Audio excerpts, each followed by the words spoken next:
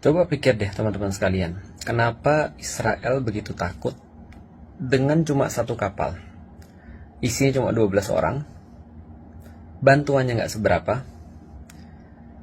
Ya bantuannya maksudnya cuma yang bisa diangkat oleh kapal itu aja gitu loh maksudnya. Jadi ya, apa sih yang sebenarnya ditakuti oleh IDF sebenarnya? 12 orang tuh ya jelas nggak bisa apa-apa, artinya nggak akan mungkin. Andai pun mereka adalah taruhlah misalnya ya, andaikan mereka pun adalah tentara, 12 orang bisa apa? Kecuali kalau lu Avengers, ya nggak?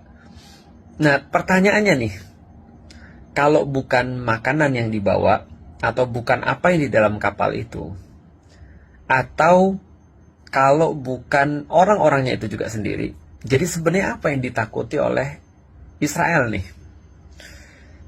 Apa yang ditakuti oleh penjajah yang paling besar sebenarnya? Yang dia takuti teman-teman sekalian, bukan senjata. Apalagi cuma 12 orang itu. Apalagi apa yang ada di dalam kapal itu, yang ternyata ya cuma apa? Popok, makanan, obat-obatan, dan segala macam bantuan kemanusiaan. Apa yang mereka takut? Yang mereka takut opini. Yang mereka takut kebenaran yang tersebar. Yang mereka takut adalah bahwa 12 orang ini menginspirasi gerakan-gerakan yang lebih besar dan gerakan-gerakan yang lebih masif.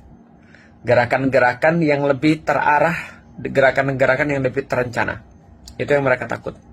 Artinya, yuk kita buat ketakutan mereka menjadi nyata. Sebarkan kebenaran, bikin perencanaan-perencanaan, ramein majelis-majelis ilmu, karena yang mereka paling takut bukan senjata.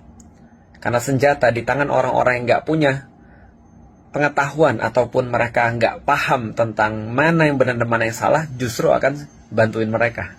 Kayak Amerika tuh, misalnya pemerintah Amerika ya, bukan orang-orangnya.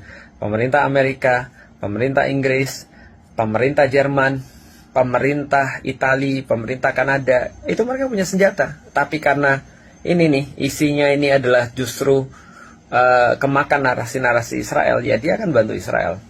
Tapi kalau orang-orang yang tahu kebenaran, yang mereka paham tentang fakta yang terjadi, mereka yang tahu tentang referensi-referensi yang benar, maka itu yang paling menakutkan bagi Israel. Jadi 12 orang ini jenius banget.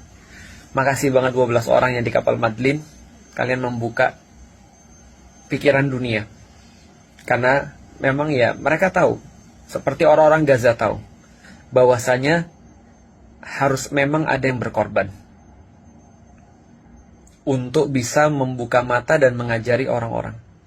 Harus ada mereka yang berada di garis depan untuk mencontohkan. Makasih udah nyontohin kepada kita.